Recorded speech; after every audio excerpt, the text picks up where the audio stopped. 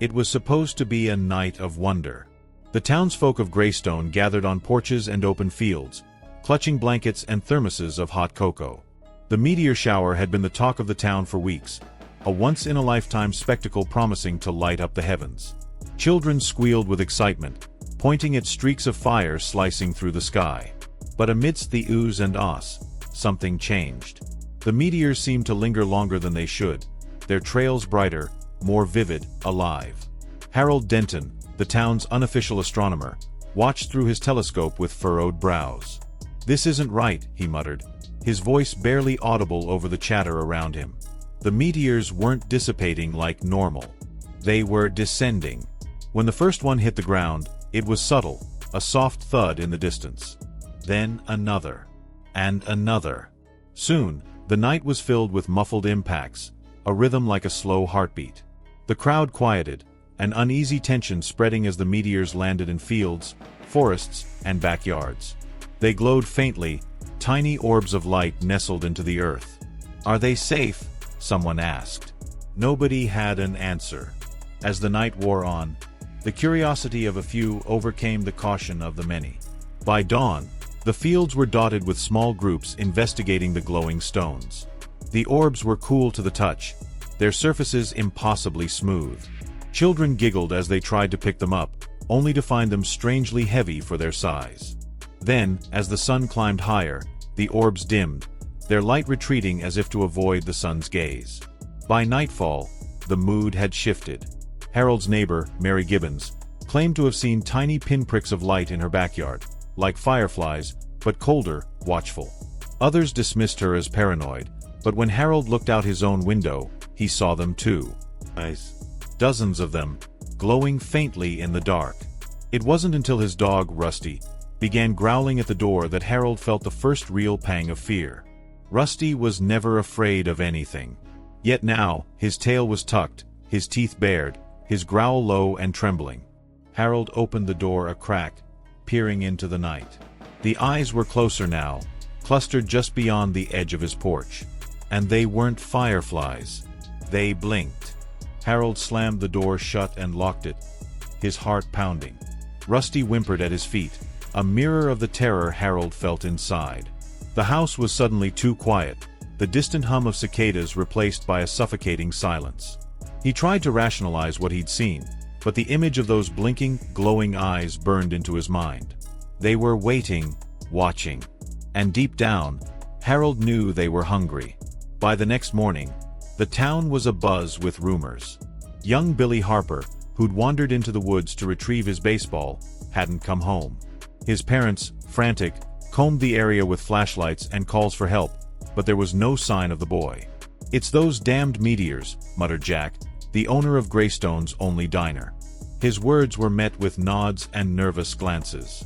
Nobody wanted to say it outright, but everyone felt it. The glowing orbs weren't just strange, they were wrong. Harold, ever the skeptic, tried to rationalize what he'd seen. "There's a scientific explanation for this," he told himself, though the words felt hollow. He spent the day poring over books and internet forums, searching for anything similar.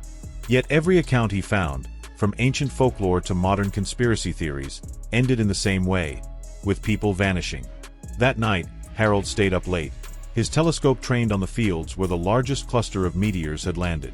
The glowing eyes appeared again, more numerous than before, their light pulsing faintly in unison. And then, they moved. Harold's breath hitched as he watched the lights shift, not like a swarm but with purpose, as if each pair of eyes belonged to something sentient. Shadows followed the glow, indistinct forms that seemed to slither and stalk. Harold's hand hovered over his phone, torn between calling someone and the fear of making a sound. Then he saw it.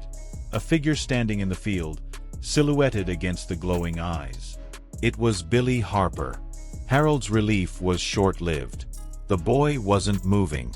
The eyes closed in around him, and in a heartbeat, the light consumed him. When the glow faded, Billy was gone. Harold stared, frozen, his mind refusing to process what he'd just witnessed. Rusty whimpered at his feet, his body trembling. Harold scooped up the dog and locked every door and window in the house. He knew, deep down, that locks wouldn't matter. By morning, Greystone was in a state of panic. Billy wasn't the only one missing. Reports trickled in of pets disappearing, of strange lights seen moving through the streets. The sheriff, an aging man named Walter Briggs, tried to maintain order, but even he couldn't deny the growing sense of dread. "Stay indoors after dark," he warned, though his own eyes betrayed his uncertainty. Harold, unable to stay silent, recounted what he'd seen to anyone who would listen. "They're not just lights," he insisted. "They're alive. And they're hunting."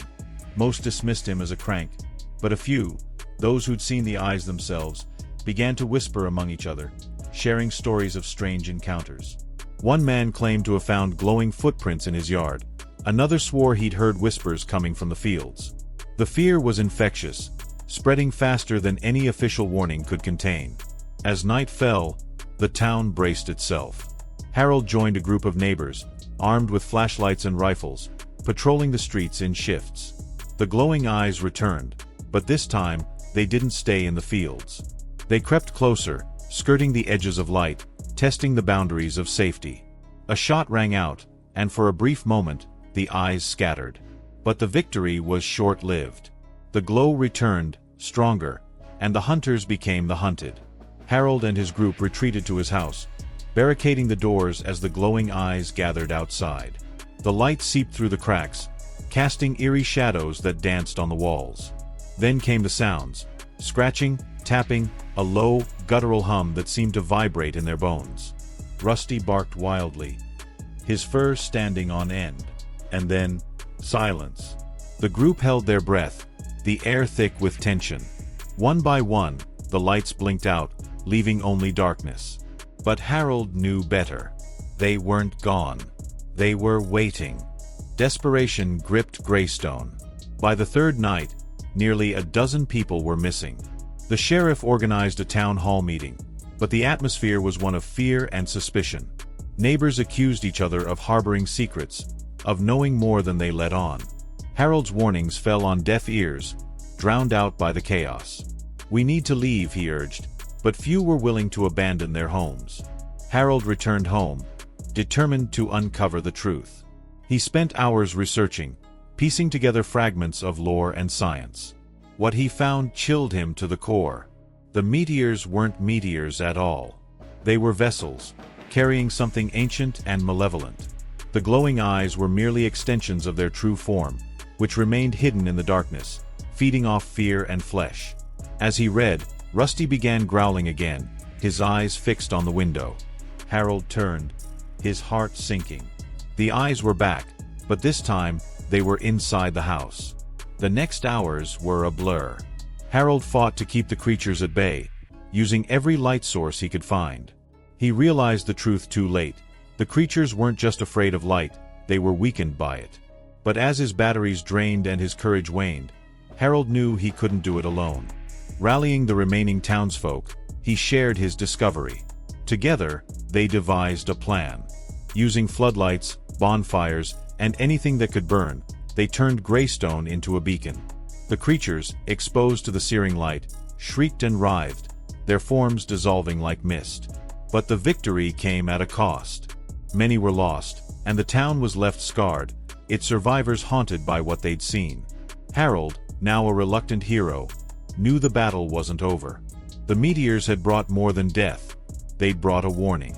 And as he stared at the sky, he couldn't shake the feeling that the eyes were still watching, waiting for the light to fade.